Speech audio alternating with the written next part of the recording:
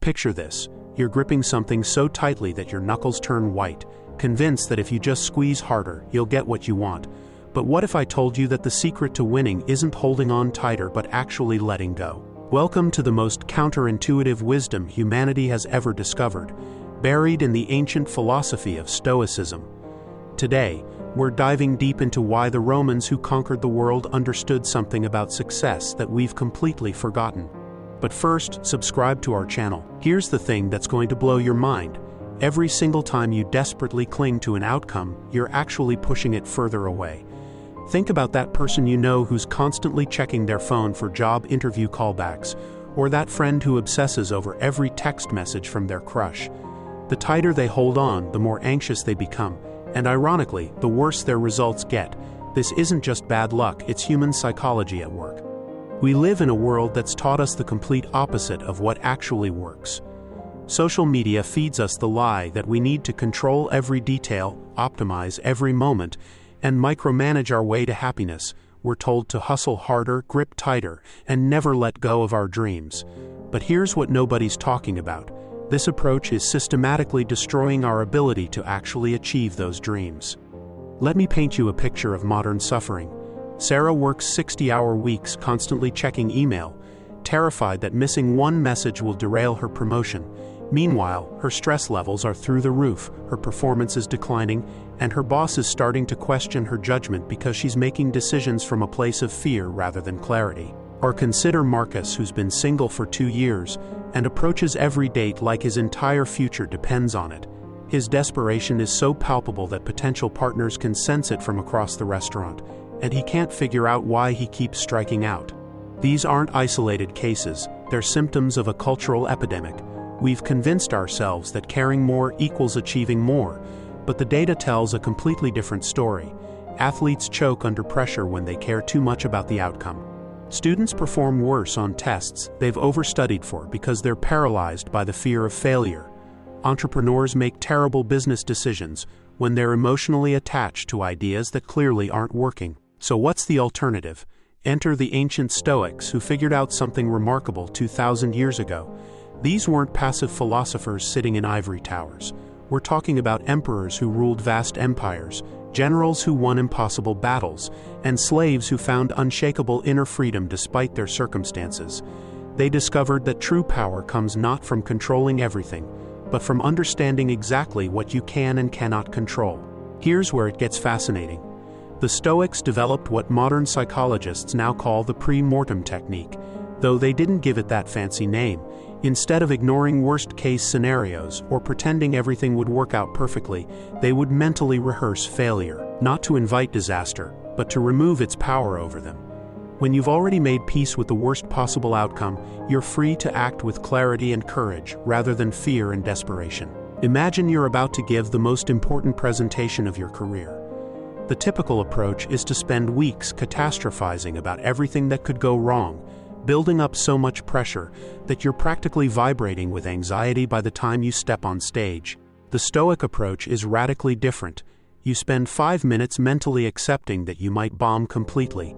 You visualize forgetting your lines, having technical difficulties, maybe even getting fired. But here's the magic. Once you've genuinely accepted these possibilities, they lose their grip on you. This isn't about being pessimistic or giving up. It's about recognizing that your fear of failure is often more paralyzing than failure itself. When you're no longer afraid of the outcome, you can pour all your energy into the process. You prepare thoroughly, not because you're desperate to succeed, but because preparation is within your control. You practice your delivery, not because you're terrified of messing up, but because skillful execution is something you can actually influence. Let's get practical about this. The first step is radical honesty about your sphere of influence. Grab a journal and draw a circle in the middle of a page. Inside that circle, write down everything you can actually control about your current biggest challenge. Your effort level, your preparation, your attitude, your responses to setbacks. These go inside the circle. Outside the circle goes everything else. Other people's opinions, economic conditions, your boss's mood, whether your crush texts you back, traffic jams, the weather. This exercise reveals something shocking. Most of our mental energy goes toward things completely outside our control.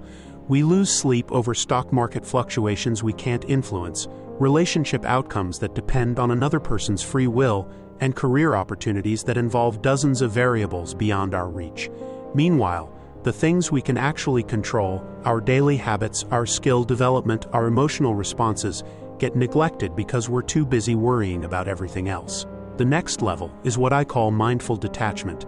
This doesn't mean becoming a robot or not caring about results. It means giving your absolute best effort while holding the outcome lightly. Think of it like holding a butterfly. Grip too tightly and you'll crush it, but keep your hand open and relaxed and it might just stay with you. Here's where this gets really interesting in practice. Take networking events, which most people approach with desperate energy, trying to collect business cards and make connections that will change their lives. The Stoic approach is completely different.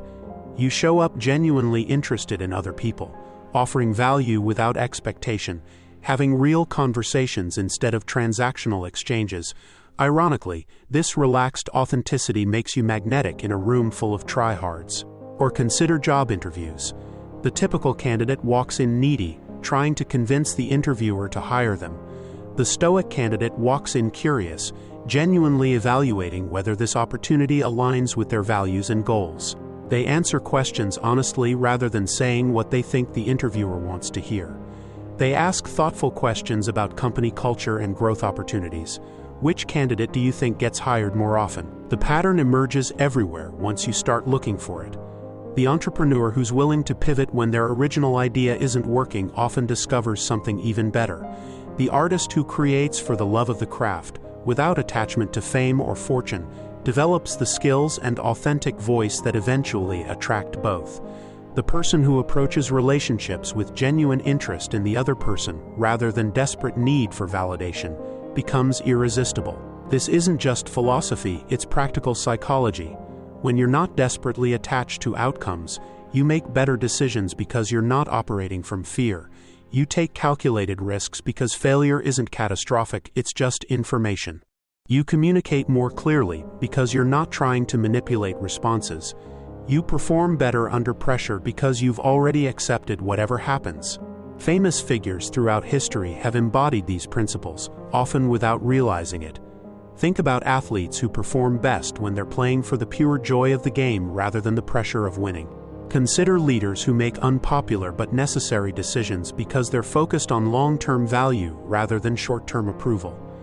Look at innovators who persist through countless failures because they're driven by curiosity rather than ego. The subtle but profound shift is from chasing success to attracting it through inner peace and focused action. When you're not needy, people want to be around you. When you're not desperate, opportunities present themselves naturally. When you're not attached to specific outcomes, you notice possibilities you would have missed while tunnel-visioned on your original plan. This creates what psychologists call a positive feedback loop. The less you need external validation, the more authentic you become. The more authentic you are, the more people are drawn to you.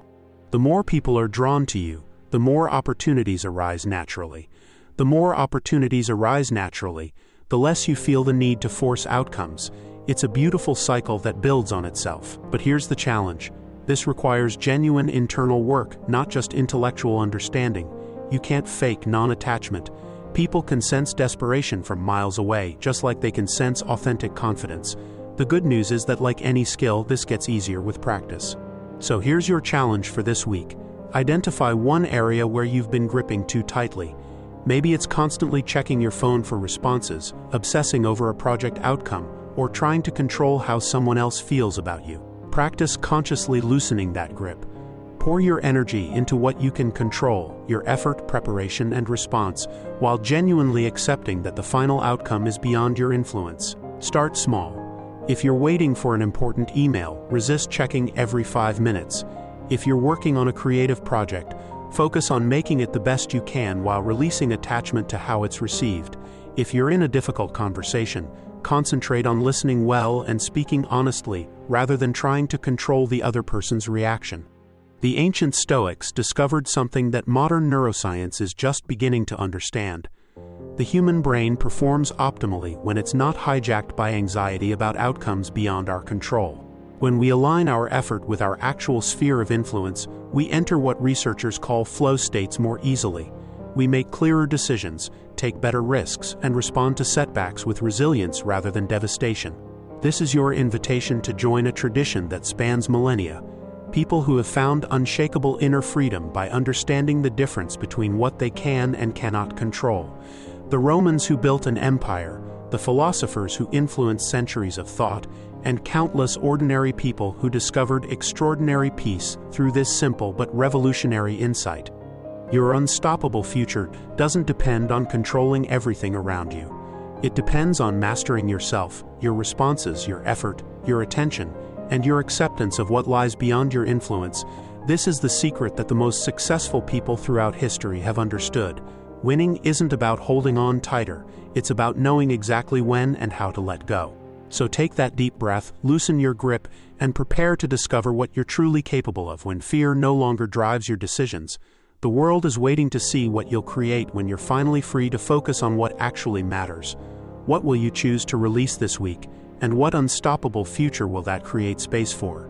Share your experiments in the comments below. Your journey toward Stoic freedom starts right now. If you got value from this video, don't forget to like it and subscribe to our channel.